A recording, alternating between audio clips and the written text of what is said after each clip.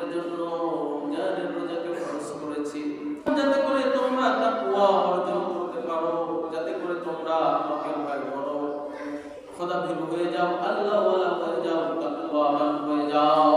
অর্থাৎ তোমরা সকল প্রকার গুনাহ থেকে বেঁচে যাও, তোমার চোখের গুনাহ থেকে, তোমার জবানের গুনাহ থেকে, তোমার হাত সহ অন্যান্য অঙ্গ প্রত্যঙ্গের গুনাহ থেকে তোমরা যাতে বেঁচে থাকতে পারো। 1447 হিজরি সনের রমজান মাসের আজ দ্বিতীয় রোজা, দ্বিতীয় তারিখ। আমাদের মাস থেকে অলরেডি একটা রোজা চলে গেছে, আর আজকে একটা চলে যাওয়ার ভাব, প্রায় দিন শেষ। আল্লাহ রাব্বুল আলামিন আমাদেরকে এই রমজান মাস দিয়েছেন আমাদের জন্য গিফট হিসেবে। রমজান মাস দিয়েছেন আমাদেরকে মাগফিরাতের জন্য। এই রমজান মাস আমাদেরকে দিয়েছেন বরকতের জন্য। এই রমজান মাস আমাদেরকে দিয়েছেন রহমতের জন্য। এই রমজান মাস আমাদেরকে দিয়েছে গুনাহ থেকে মুক্তি হওয়ার জন্য। এই রমজান মাস আমাদেরকে দিয়েছে সকল প্রকার কল্যাণ হাসিল করার জন্য। কথা বলুন ঠিক না? তো এই রমজান মাসে যে আমাদেরকে এত কিছুর জন্য দিলেন, আল্লাহ রাব্বুল আলামিন বান্দাকে সব কিছু দেন, অবশ্যই বান্দার থেকে আল্লাহ তাআলা কিছু চাওয়া পাওয়া আছে। তো সব কিছুর একটা নিয়ম থাকে। তো রমজান মাসটাকে যে আমাদের জন্য দিলেন, আমাদেরকে দিলেন, এই রমজান মাস আমাদের কাছে কি চায়, বা কেন রমজান মাসকে আমাদের জন্য গিফট হিসেবে দিলেন?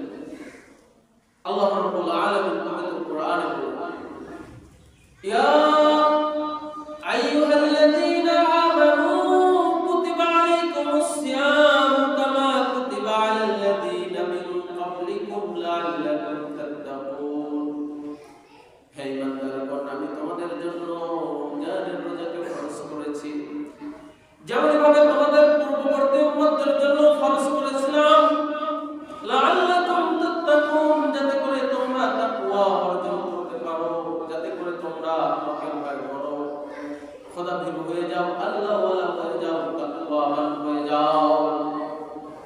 তাহলে রমজানের রোজা আল্লাহ রাব্বুল আলামিন আমাদেরকে কেন দান করলেন?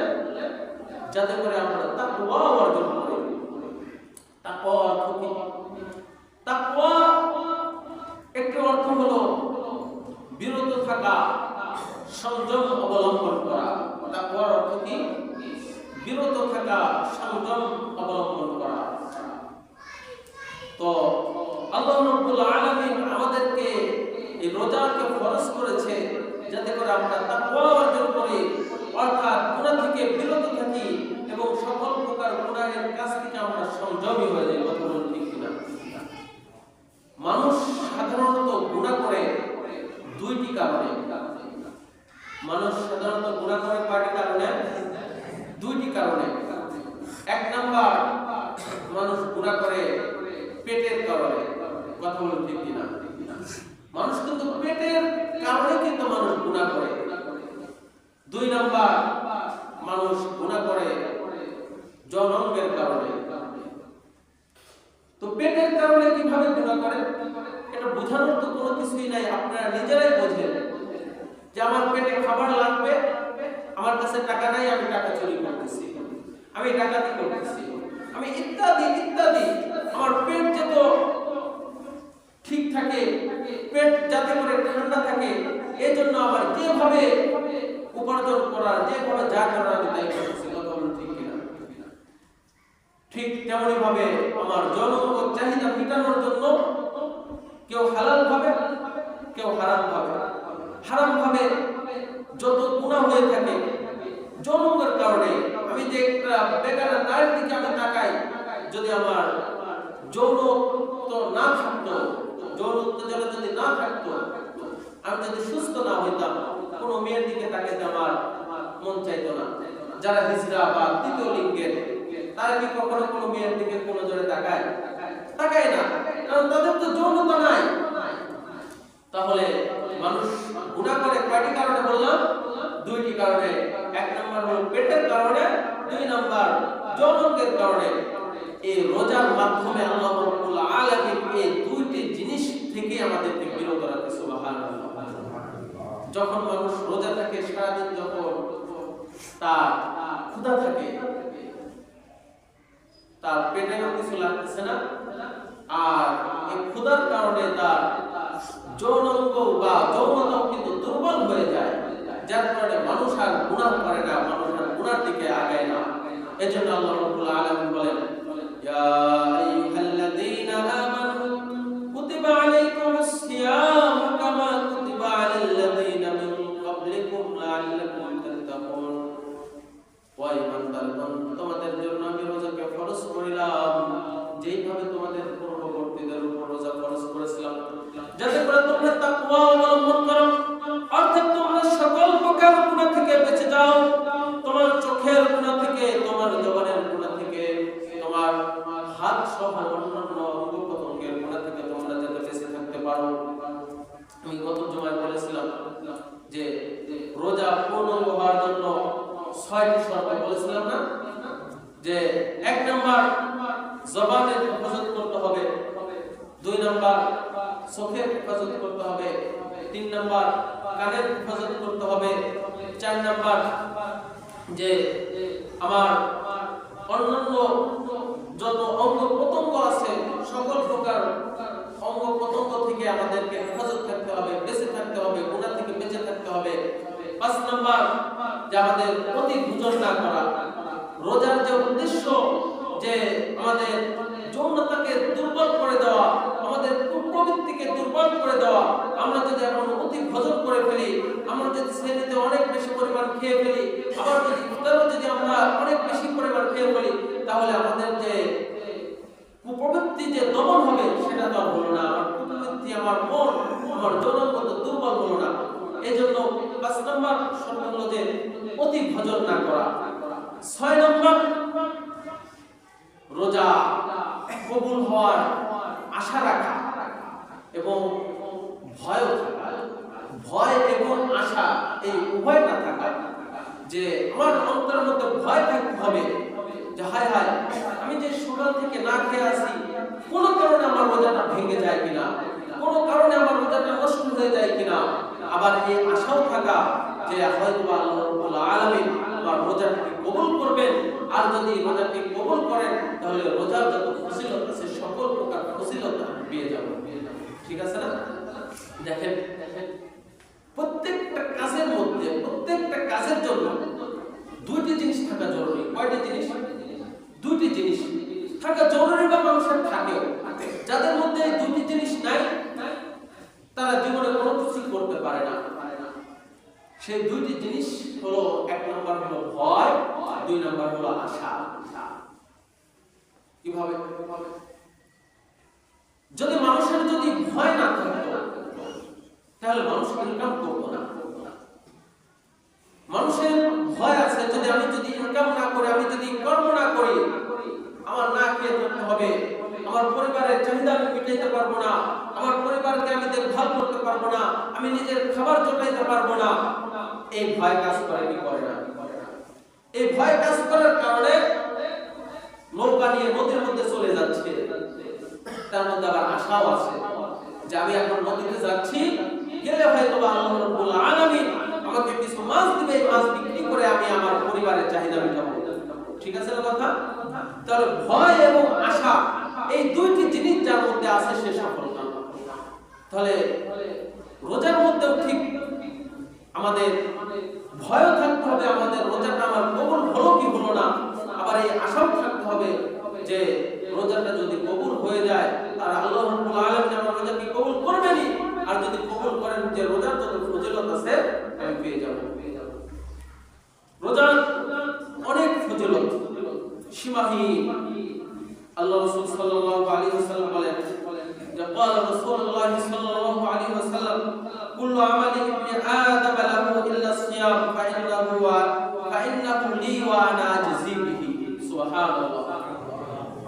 আল্লাহ রাসূল সাল্লাল্লাহু আলাইহি ওয়াসাল্লাম বলেন, আল্লাহ তাআলা বলেন যে আদম সন্তান যত আমল করে, যত কর্ম করে, সবকিছুই সে তার নিজের জন্য করে থাকে, ইল্লা সিয়াম, তবে রোজা ব্যতীত। বনি যত কর্ম করে, যত আমল করে, যত ভালো কাজই করুক না কেন, সমস্ত কিছু করে বনি আদম বা মানুষ সমস্ত কিছু সকল কর্ম করে সে তার নিজের জন্য, ইল্লা সিয়াম, তবে সে রোজাটা শুধুমাত্র আমার জন্য করে থাকে। ফাইন্নাহু লি ওয়া আনা আজজি বিহি, মানুষ রোজাটা আমার জন্যই করে থাকে আর আমি স্বয়ং প্রভু, আমি রোজার প্রতিদান দিয়ে থাকি। সুবহানাল্লাহ। তাহলে রোজার প্রতিদান স্বয়ং আল্লাহ রাব্বুল আলামিন দিয়ে থাকে। ফাসিয়ামু জান্নাতুন, আর রোজাটা হলো ঢাল স্বরূপ। রোজাটা জাহান্নাম থেকে বেঁচে থাকার ঢাল স্বরূপ। আল্লাহ রাসূল সাল্লাল্লাহু আলাইহি ওয়াসাল্লাম এই হাদিসের মধ্যে বলেন, তুমি রোজা রয়েছো, তুমি রোজা রাখা অবস্থায় কারোর সাথে ঝগড়া বিবাদে লিপ্ত হইবা না, কাউকে অশ্লীল ভাষায় গালিগালাজ করবা না। কেউ যদি তোমার সাথে যদি উপচে পড়ে ঝগড়া করতে চায়, কেউ যদি তোমাকে গালিগালাজ করে, কেউ যদি জোরপূর্বক তোমার সাথে বাক বিতণ্ডে লিপ্ত হয়ে যায়, তুমি তাকে বলে দাও যে ভাই আমি রোজাদার, আমি রোজা রয়েছি, আমি তোমার সাথে বাক বিতণ্ডায় লিপ্ত হতে চাই না, আমি তোমার সাথে ঝগড়ায় লিপ্ত হতে চাই না। তারপর আল্লাহ রাসূল সাল্লাল্লাহু আলাইহি ওয়াসাল্লাম বলেন, সেই সত্তার কসম যার হাতে মুহাম্মাদের প্রাণ, যার হাতে আমার প্রাণ, যার হাতে আমার জীবন, সেই সত্তার কসম খেয়ে বলি যে রোজাদারের মুখের ঘ্রাণ আল্লাহ রাব্বুল আলামিনের দরবারে মিশকে আম্বরের চাইতেও অধিক প্রিয়। সুবহানাল্লাহ। এজন্য প্রিয় ভাইরা আমার, রোজা আমাদের রাখতে হবে। রোজা থেকে আমাদের যত কষ্টই হোক না কেন, রোজা ছাড়া যাবে না, রোজা থেকে বিরত হওয়া যাবে না।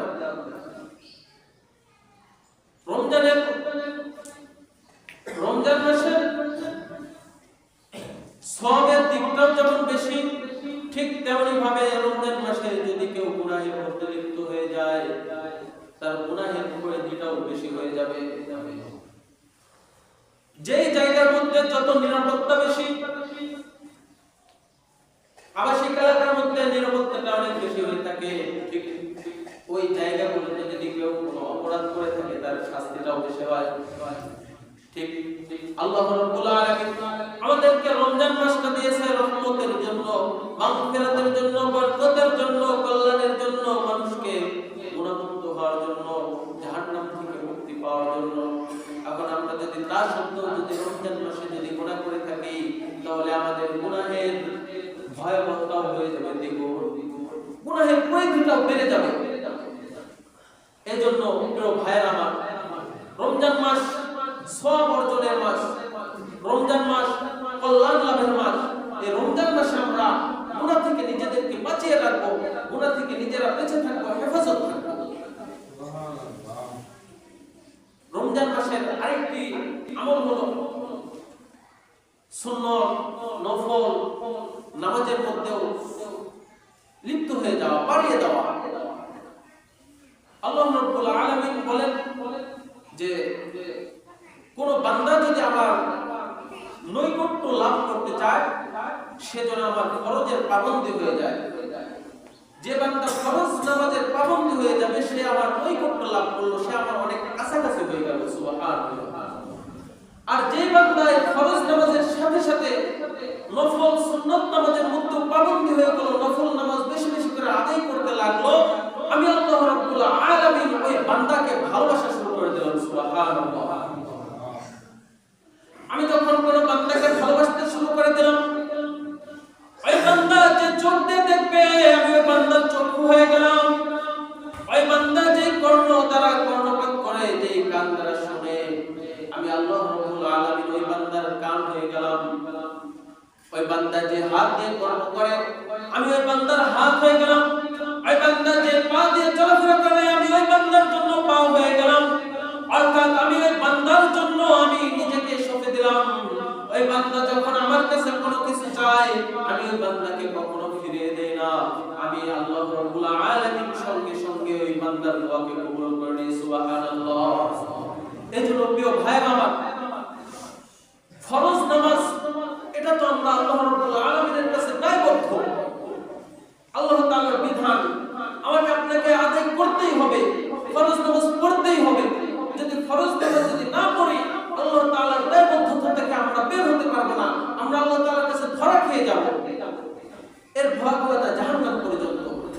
কিন্তু যদি আমরা যদি আল্লাহ তাআলার ভালোবাসা পেতে চাই, আল্লাহ তাআলার যদি মাহবুব বান্দা হতে চাই, আল্লাহ তাআলার যদি প্রিয় বান্দা হতে চাই, তাহলে আমাদেরকে ফরজ নামাজের সাথে সাথে বেশি বেশি নফল নামাজ পড়তে হবে। আর আপনারা জানেন যে অন্যান্য মাসে যা ইবাদত করলে যে সওয়াব হয়, রমজান মাসে ইবাদত করলে তা বহু গুণে বাড়িয়ে যায়। দেখেন আমরা বেদের নামাজ অন্যান্য মাসে কিন্তু জামাতের সঙ্গে আদায় করি না, আমরা একা একা আদায় করি, কিন্তু রমজান মাস আসলে বেদের নামাজটা জামাতের সঙ্গে আদায় করি। কেন? কারণ বেদের নামাজটা ফরজ সমতুল্য হয়ে যায়। সুবহানাল্লাহ। তাহলে প্রত্যেকটা নফল নামাজ আল্লাহ রাব্বুল আলামিন এই রমজান মাসে প্রত্যেকটা নফল নামাজ বা প্রত্যেকটা নফল ইবাদতকে রমজান মাসে একটা ফরজ ইবাদত বা ফরজ নামাজের সমতুল্য করে দেয়। সুবহানাল্লাহ। আর প্রত্যেকটা ফরজ নামাজকে 7 থেকে 70 গুণ বাড়িয়ে দেয়। সুবহানাল্লাহ। এজন্য প্রিয় ভাইরা আমার, আমরা রমজান মাসে আমাদের নামাজ শুধু ফরজ নামাজ নয়, ফরজ নামাজ তো পড়তেই হবে, ফরজ নামাজের সাথে সাথে আমাদের নফল নামাজকে বাড়িয়ে দিতে হবে। 2 নম্বর আরেকটি ইবাদত আল্লাহ রাব্বুল আলামিন পবিত্র কোরআনে বলেন, শাহরু রমাদানাল্লাযী উনজিলা ফীহিল কুরআন হুদাল লিন-নাস ওয়া বায়িনাতিন মিনাল হুদা ওয়াল ফুরকান। শাহরু রমাদানাল্লাযী উনজিলা ফীহিল কুরআন, রমজান মাস যার মধ্যে কোরআন অবতীর্ণ করা হয়েছে, অর্থাৎ রমজান মাসকে কোরআনের মাস হিসাবে অবহিত দেওয়া হয়েছে, কোরআনের মাস হিসাবে বিবেচনা করা হয়েছে, রমজান মাসকে কোরআনের মাস বলা হয়েছে। তো রমজান মাসকে কোরআনের মাস বলা হয়েছে, আর আমি রমজান মাস পাওয়ার পরে যদি আমি কোরআন তেলাওয়াত যদি না করি তাহলে কেমন হলো না? আমার তো অন্যান্য মাসে তো কোরআন তেলাওয়াত করতেই হবে, কোরআন তেলাওয়াতের মাধ্যমে সরাসরি আল্লাহ তাআলার সাথে কথোপকথন হয়। সুবহানাল্লাহ। কোরআন কার বাণী? আল্লাহ তাআলার বাণী। আমি যখন পাঠ করব, আমি যখন তেলাওয়াত করব, আমার প্রত্যেকটা তেলাওয়াত আল্লাহ রাব্বুল আলামিন শুনেন এবং তার জবাব দিতে থাকে। আমরা বুঝি না, কিন্তু এটা তো বাস্তব, এটা তো সত্য। তো প্রিয় ভাইরা আমার, রমজান মাস কোরআনের মাস, এই কোরআনের মাসে আমরা বেশি বেশি করে কোরআন তেলাওয়াত করব, বেশি বেশি করে কোরআনের প্রতি একদম মন নিবেশ করে ফেলবো। যারা পারি না, যারা পারে তাদের কাছে বসে থেকে কোরআন তেলাওয়াত শুনবো। আমি পারি না, আমার স্ত্রী পারে, আমি তার কাছে বসে থেকে কোরআন তেলাওয়াত শুনলাম। আমি পারি না, আমার ছেলে পারে, আমার ছেলেকে বলবো, বাবা তুমি একটু কোরআন তেলাওয়াত করে আমি শুনি। শোনার কারণে যে শুনবে তাকে আল্লাহ রাব্বুল আলামিন সেই পরিমাণ সওয়াব করে দিবেন। আমার ছেলে পারে না, আমার মেয়ে পারে। এখন আলহামদুলিল্লাহ, অন্য এলাকার কথা বলবো না, আমাদের এলাকায়, এই এলাকায় মক্তব রয়েছে, যথেষ্ট পরিমাণ মক্তব রয়েছে। প্রত্যেকটা মক্তবে বাচ্চাদেরকে কোরআন শিক্ষা দেওয়া হয়। অনেকে কোরআন শিখে গেছে, অনেকে শিখতেছে। যারা শিখে গেছে, মা তুমি কোরআন তেলাওয়াত করো আমি শুনি। এজন্য আমরা যারা শিখতে পারি না, এখনো সুযোগ আছে, আমরা আমাদের বাচ্চাদেরকে কোরআন শিক্ষা দেব। ভাই যাই করেন না কেন, আপনি দুনিয়াতে যেভাবেই চলাফেরা করেন না কেন, আমাকে মৃত্যুর স্বাদ গ্রহণ করতেই হবে, মৃত্যুবরণ করতেই হবে। কেউ বাঁচতে পারবো বলেন? মরণ থেকে যতই পালাও, মরণ তোমায় লইবে ফিরি, যদিও সুদূর আকাশ পানে লুকাও সেটাই লাগে সিঁড়ি। আজ যদি করতে পারো ইব্রাহিমের বজ্র ঈমান, অগ্নি চিরে পয়দা হবে শান্তিদায়ক ফুল বাগান। মরণ থেকে যতই পালাও না কেন, মরণ তোমার কাছে আসবে। কুল্লু নাফসিন যায়িকাতুল মাউত। মরণ থেকে পালানোর কোনো রাস্তা নাই। আমাকে মৃত্যুর স্বাদ গ্রহণ করতেই হবে, কবরে যাইতেই হবে। কবর অনেক ভয়ঙ্কর জায়গা। এজন্য ভাইরা আমার, আমাদের সন্তানদেরকে আমরা যে শিক্ষাই দেই না কেন, আমি ডাক্তার বানাবো, আমি ইঞ্জিনিয়ার বানাবো, আমি যাই করি না কেন, আগে কোরআনের শিক্ষা দিতে হবে, কোরআন শিক্ষা দিতে হবে, নামাজ শিক্ষা দিতে হবে। কমপক্ষে আমার সন্তান হক বেহক, হালাল হারাম, নামাজ কিভাবে পড়তে হয়, কোরআন কিভাবে পড়তে হয়, আমার আলেম বানাইতে হবে না। আমার সন্তানকে মসজিদে ইমামতি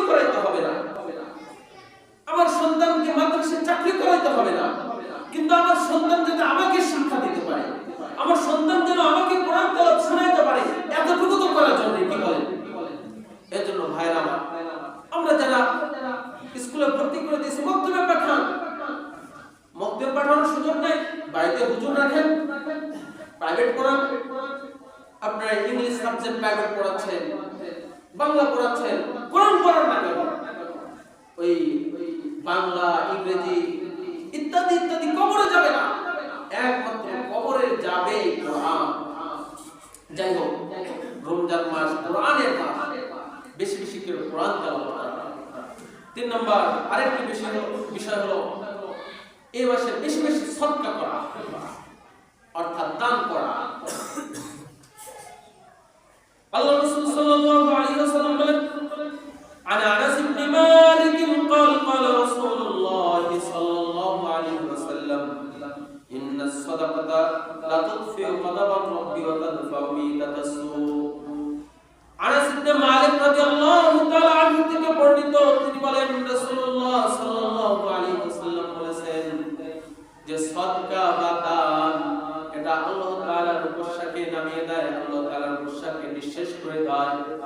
আর শুধু তাই নয়, এই সদকা বা দান মানুষকে লজ্জিত মৃত্যু থেকে হেফাজত করে দেয়। সুবহানাল্লাহ। সদকার এত পাওয়ার, আল্লাহ রাব্বুল আলামিন যদি কোনো বান্দার উপর যদি গোসা হয়ে যায়, ওই বান্দার কোনো করণীয় থাকবে? মনে করেন এই এলাকার যিনি মাতবার, এই এলাকার যিনি প্রধান, ওই প্রধান যদি মনে করেন যে আপনাদের কারোর উপর যদি তার একটু খারাপ নজর পড়ে, আপনার এই সমাজে বসবাস করা কষ্ট হয়ে যাবে না?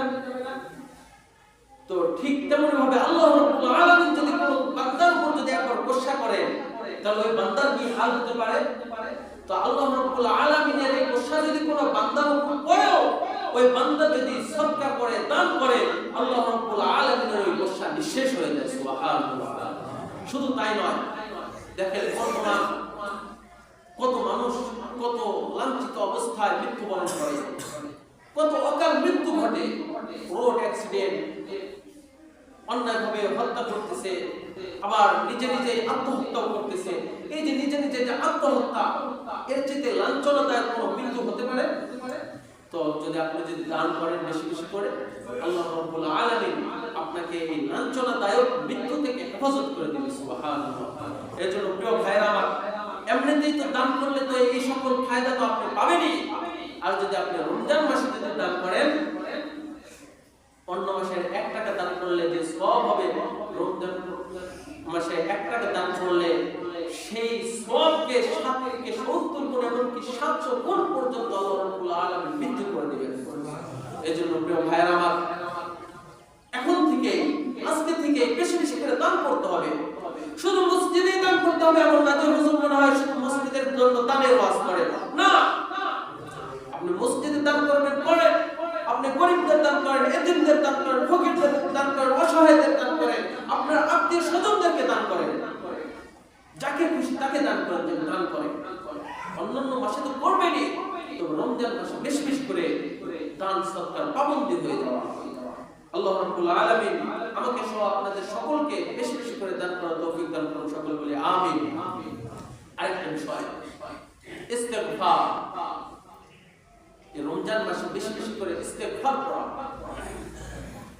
আল্লাহ রাসূল সাল্লাল্লাহু আলাইহি ওয়াসাল্লাম বলেন, ইস্তাগফিরু ফীহি মিন আরবা'i খিসাল, খাসলাতাইন তুরদুনা বিহিমা রাব্বাকুম ওয়া খাসলাতাইন লা ইলাহা বিকুম আনহুমা। فأما الخصلتان اللتان ترضون بهما ربكم فشهادة أن لا إله إلا الله وتستغفرونه، وأما الخصلتان اللتان لا غنى بكم عنهما فتسألون الله الجنة وتعوذون به من النار। على رسول صلى الله عليه وسلم বলেন, তোমরা এই রমজান মাসে, এই রমজানের মধ্যে তোমরা 4টি বিষয়ের মধ্যে আগ্রহী হয়ে যাও। 4টি বিষয়, 4টি জিনিস তোমরা বেশি বেশি করে করতে থাকো। এই 4টি বিষয়ের মধ্যে থেকে, এই 4টি অভ্যাসের মধ্যে থেকে 2টি অভ্যাস বা 2টি বিষয় এমন রয়েছে, তুরদুনা বিহিমা রাব্বাকুম, যার দ্বারা স্বয়ং তোমাদের প্রভু খুশি হয়ে যাবে। সুবহানাল্লাহ। فأما الخصلتان اللتان ترضون بهما ربكم বেশি করে করতে পারো, ছেড়ে দুইটি বিষয়ের দ্বারা স্বয়ং তোমাদের প্রভু তোমাদের প্রতি সন্তুষ্ট হয়ে যাবে। সুবহানাল্লাহ। ফাশাহাদাতু আল্লা ইলাহা ইল্লাল্লাহ ওয়া তাস্তাগফিরুনাহু। এই দুইটি বিষয়ের মধ্যে থেকে এক নাম্বার হলো এই রমজান মাসে বেশি বেশি করে কালেমা পড়া, বেশি বেশি অনেক বেশি কালেমা পড়া। যত পারেন আপনি হাঁটতেছেন, চলতেছেন, ফিরতেছেন, আপনি মনে মনে কালেমা পড়তে থাকলেন। ওয়া তাস্তাগফিরুনাহু। দুই নাম্বার হলো বেশি বেশি ইস্তেগফার করা। দুই নাম্বার কি পড়া? বেশি বেশি ইস্তেগফার করা। ওয়া নাস্তাগফিরু রাব্বাকুম সুম্মা তুবু ইলাইহি মাত্তি'ুকুম মাতা'an হাসানান ইলা আজালিন মুসাম্মান ওয়া ইয়াতি কুল্লি যী ফাদলিন ফাদলা। তোমরা আপনার রবের কাছে ইস্তেগফার করো, ক্ষমা প্রার্থনা করো, অথবা তার কাছে তওবা করো, ফলে তিনি তোমাদেরকে নির্দিষ্ট সময় পর্যন্ত অর্থাৎ মৃত্যু পর্যন্ত তোমাদেরকে উত্তম রূপে জীবন উপভোগ করতে দিবেন। সুবহানাল্লাহ। তোমরা যদি আল্লাহ তাআলার কাছে ইস্তেগফার করো, ক্ষমা প্রার্থনা করো, তাহলে তোমাদেরকে নির্দিষ্ট সময় পর্যন্ত অর্থাৎ মৃত্যু পর্যন্ত উত্তম রূপে জীবন যাপন করার, জীবন উপভোগ করার তৌফিক দিয়ে দিবেন। সুবহানাল্লাহ। এর চাইতে বেশি আর কি লাগে আমাদের এই জীবনে বলেন? মানুষ তো সবাই চায় দুনিয়ার বুকে সে যতদিন বেঁচে থাকবে ততদিন সে যেন ভালোভাবে জীবন যাপন করে, এটাই তো মানুষের চাওয়া। এর চাওয়ার বাইরে কি আছে মানুষের? সবাই চায় যে আমি দুনিয়ার বুকে ভালোভাবে চলবো, আমার যাতে কোনো জিনিসের অভাব না হয়, কোনো সময় যেন মানুষের দ্বারে দ্বারে হাত পাততে না হয়, এটাই তো মানুষের চাওয়া। তো আল্লাহ রাব্বুল আলামিন পবিত্র কোরআনে বলেন যে তোমরা যদি আল্লাহ তাআলার কাছে ইস্তেগফার করো, ক্ষমা প্রার্থনা করো, তাহলে তোমাদের মৃত্যু পর্যন্ত আমি তোমাদেরকে সুন্দরভাবে জীবন উপভোগ করার সুযোগ দিয়ে দেব। এইজন্য প্রিয় ভাইরা আমার, এই রমজান মাস গুনাহ মাফের মাস, রহমতের মাস, মাগফিরাতের মাস, কল্যাণের মাস। এই রমজান মাসে আমরা বেশি বেশি করে ইস্তেগফার পাঠ করব ইনশাআল্লাহ। ওয়া আম্মাল খাসলাতানি আল্লাতানি লা ইলাহা বিকুম আনহুমা তাসআলুনাল্লাহাল জান্নাতা ওয়া তাউযুনা বিহি মিনান নার। তিন নম্বর বিষয় হলো বেশি বেশি করে আল্লাহ রাব্বুল আলামিনের নিকট জান্নাত চাওয়া। কি চাওয়া? আল্লাহ রাব্বুল আলামিনের নিকট বেশি বেশি করে জান্নাত চাওয়া, জান্নাত লাভের জন্য আল্লাহ তাআলার কাছে দোয়া করা। ওয়া তাউযুনা বিহি মিনান নার। আর বেশি বেশি করে জাহান্নাম থেকে মুক্তি চাওয়া, জাহান্নাম থেকে বেঁচে থাকতে চাওয়া। মূলত মানুষের জীবনে যত চাওয়া আছে, যত চাওয়া আছে, এই চাওয়ার মধ্যে থেকে সবচেয়ে বড় চাওয়াই হলো এই দুইটি। এক নম্বর জান্নাত চাওয়া আর জাহান্নাম থেকে মুক্তি চাওয়া। এই চাওয়ার বাহিরে মানুষের আর কোনো চাওয়া হতে পারে? বলেন। যদি কেউ বলে যে এই চাওয়ার বাহিরে আর চাওয়া আছে, তাহলে বুঝতে হবে সে মানুষ না, সে এলিয়ান হবে, সে রোবট হবে। কারণ মানুষ মাত্র মৃত্যুবরণ করতেই হবে, সে জানে মৃত্যুবরণ করবে, আর মৃত্যুবরণ করার সাথে সাথে সে জাহান্নাম থেকে মুক্তি পেতে হবে। জাহান্নাম থেকে বেঁচে থাকতে সবাই চাইবে, আর জান্নাত চাইবে, সুখ শান্তি চাইবে। এজন্য এই রমজান মাসে সব সময় তো চাওয়া, তবে আল্লাহ রাসূল সাল্লাল্লাহু আলাইহি ওয়াসাল্লাম বিশেষ করে রমজান মাসে এই চারটি বিষয়ের কথা বলেছেন, এই চারটি আমলের কথা বলেছেন। আল্লাহ রাব্বুল আলামিন আমাকে সহ আপনাদের সকলকে রমজান মাসে বেশি বেশি করে জান্নাত চাওয়ার এবং জাহান্নাম থেকে মুক্তি পাওয়ার জন্য দোয়া করার তৌফিক দান করুন। সকলে বলি আমিন। এখন আসেন আমি আপনাদেরকে রোজার কিছু গুরুত্বপূর্ণ মাসলা মাসাইল সম্পর্কে অবগত করব, যেগুলো জানা একটু প্রয়োজন। যেমন মানুষ অনেক সময় না জানার কারণে অনেক ভুলের মধ্যে থাকে, সন্দেহের মধ্যে থাকে, হয়তোবা এখন কথাগুলো এলোমেলো হবে। যেমন একটা বিষয় যে চোখে, কানে, নাকে অসুস্থ, রোজা থাকা অবস্থায় ড্রপ দেওয়া যাবে কিনা, ঔষধ দেওয়া যাবে কিনা, জানার প্রয়োজন আছে কিনা। অনেকেরই চোখের সমস্যা।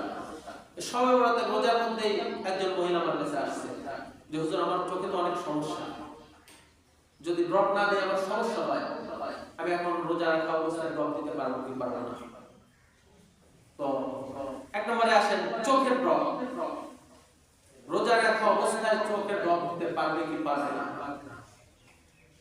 তো উত্তর হলো রোজা রাখা অবস্থায় চোখে ড্রপ দেওয়া যাবে, কোনো প্রকার সমস্যা হবে না। কারণ চোখ সরাসরি খাদ্য গ্রহণের কোনো মাধ্যম না, এক। আর দ্বিতীয়ত চোখের ড্রপ দেওয়ার কারণে ওই চোখ দ্বারা গলা পর্যন্ত সেই ড্রপ পৌঁছায় না। 2 নাম্বার আসেন কানে। কানে ড্রপ দেওয়া যাবে কিনা? কানেও ড্রপ দেওয়া যাবে। কানেও ড্রপ দেওয়ার কারণে কোনো রোজার সমস্যা হবে না। 3 নাম্বার নাকে। নাকে ড্রপ দেওয়া যাবে, কারণ নাক সরাসরি খাদ্য গ্রহণের একটি মাধ্যম। নাক দিয়ে ড্রপ দিলে ওই ড্রপটা সরাসরি আমার খাদ্য নালীতে গিয়ে পৌঁছাবে, এজন্য নাকে ড্রপ দেওয়া যাবে না। তাহলে চোখে দেওয়া যাবে, কানে দেওয়া যাবে, কিন্তু নাকে ড্রপ দেওয়া যাবে না। আরেকটা বিষয়, ইনজেকশন দেওয়া যাবে কি যাবে না? ইনজেকশন দেওয়া যাবে। ইনজেকশন দেওয়ার মাধ্যমেও বা ইনজেকশন দেওয়ার দ্বারাও রোজার কোনো প্রকার ক্ষতি হবে না। 4 নম্বর আরেকটি বিষয়, সেলাইন পুশ করা যাবে কিনা? সেলাইনও পুশ করা যাবে, কারণ সেলাইনও আপনার যেখানে আমার শরীরে সরাসরি বসতে করুক বা রগে করুক, যেখানেই করুক, এটা খাদ্য গ্রহণের সরাসরি কোনো মাধ্যম না। আর এই স্যালাইন দেওয়ার কারণে আমার খাদ্য নালীতে স্যালাইন পৌঁছাবে না, যার কারণে স্যালাইন যদি আমাকে লাগায় তবু আমার রোজার কোনো ক্ষতি হবে না। 5 নম্বর আরেকটি বিষয়, যে রোজা রাখা অবস্থায় রক্ত দেওয়া এবং নেওয়া যাবে কিনা? যে রোজা রাখা অবস্থায় রক্ত দেওয়াও যাবে, নেওয়াও যাবে, এতে রোজার কোনো প্রকার ক্ষতি হবে না। এখন আসেন, রোজা রাখা অবস্থায় অনেকেই মানুষ দিনের বেলা ঘুমায়, যুবক ভাইরা অনেক সময় স্বপ্নদোষ হয়ে যায়। এই স্বপ্নদোষ হয়ে গেলে অনেক রোজা ভেঙে ফেলে, যে স্বপ্নদোষ হয়েছে আমার তো রোজা গেছে, রোজা ভেঙে গেছে, কি করে রোজা ভেঙে ফেলায়।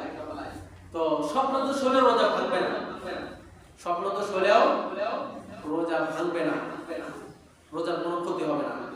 এখন যদি আপনি মনে করেন যে রোজা ভেঙে গেছে, এখন আমি আবার খাইলাম, পান করলাম, তাহলে রোজার কাজা এবং কাফারা উভয় দিতে হবে। এজন্য স্বপ্নদোষ হলেও রোজা ভাঙবেন না, সারাদিন থাকবেন, আপনার রোজার কোনো কিঞ্চিত পরিমাণ ক্ষতি হবে না, আপনার রোজা হয়ে যাবে। আবার মনে করেন শুনতে খারাপ লাগলো বাস্তব, বা শুনতে হবে, জানতে হবে, যে অনেক মনে করেন দুর্বল ভাইরা আছে, অনেক সময় অনেক মেয়েদের দিকে কুনজর দেয়, কুনজর দিতেই তার কি হয়ে গেছে, বীর্যস্খলন হয়ে গেছে, এই ক্ষেত্রেও তার রোজা কি হবে না, সমস্যা হবে না। তো এমনি তো কুনজর দেওয়া, কাউকে নিয়ে কল্পনা জল্পনা করা তো অনেক গুনাহের কাজ, বিশেষ করে রমজান মাসে তো আরো বেশি মারাত্মক। এজন্য আমরা এই সকল বিষয় থেকে বেঁচে থাকবো। এখন আসেন, যে অনেক সময় মানুষ অসুস্থতার কারণে রোজা রাখতে পারে না, তাহলে তাদের কি করণীয়? তাদের করণীয় হলো তাদের কাফারা দিয়ে দিতে হবে। তো রোজার কাফারা কি? 1 নাম্বার, আমরা ব্যাপকভাবে জানবো যে রোজার কাফারাটা কি, এটাকে ব্যাপকভাবে জানবো। রোজার কাফারা হলো যে লাগাতার 60টি রোজা রাখা। কয়টি রোজা রাখা? 60টি। এই 60টি রোজা রাখার মধ্যে যদি কোনো কারণে মাঝখান থেকে একটি ছুটে যায়, একদিন যদি বাদ রাখে, তাকে আবার নতুন করে আবার শুরু থেকে 60টি রোজা রাখতে হবে। এটা হলো 1 নম্বর কাফারা আদায় করা। এখন 2 নম্বর, যদি কেউ এতে সক্ষম না হয়, যদি না পারে, তাহলে 2 নম্বর হলো 60 জন মিসকিনকে, অর্থাৎ গরিবকে বা ফকিরকে, অসহায়কে 2 বেলা খাবার খাওয়ানো। 60 জন মিসকিনকে 2 বেলা খাবার খাওয়ানো। কেউ যদি আর কি একসাথে 60 জন মিসকিনকে 2 বেলা খাওয়ানোর সামর্থ্য না রাখে, একটি সুযোগ আছে যে একজন মিসকিনকে লাগাতার 60 দিন 2 বেলা করে কি করবে? খাবার খাওয়াবে, অথবা সদকায়ে ফিতর পরিমাণ অর্থ ওই 60 জন মিসকিনকে কি করবে? দান করে দিবেন। আর 3 নাম্বার আপনার গোলাম আজাদ করা, যেটা এখন সম্ভব না, এখন আর গোলামেরও দিন নাই, গোলাম আজাদেরও দিন নাই, তাহলে মূলত আর কি এখন কাফারা আদায়ের এই দুইটাই মাত্র। তো যারা অসুস্থতার কারণে অনেকেই রোজা রাখতে সক্ষম হয় না, তারা তো 60টা রোজা আবার কিভাবে রাখবে? 30টাই যে পারে না, একটাই যে পারে না, তাহলে সে কি করবে? এই আপনার 60 জন মিসকিনকে 2 বেলা খাবার খাওয়াবে, অথবা যদি এভাবে একবারে যদি সম্ভব না হয় কমপক্ষে একজন মিসকিনকে লাগাতার 60 দিন 2 বেলা করে কি করবে? ভরপেট খাবার খাওয়াবে, অথবা সবকে ফিতর পরিমাণ অর্থ 60 জন মিসকিনকে কি করবে? দান করবে। আল্লাহ রাব্বুল আলামিন আমাকে সহ আপনাদের সকলকে আজকে যে আলোচনাগুলো করা হলো, এই আলোচনাগুলো মানার তৌফিক দান করুন। সকলে বলি আমিন। ওয়া আখিরু দাওয়ানা আলহামদুলিল্লাহি রাব্বিল আলামিন।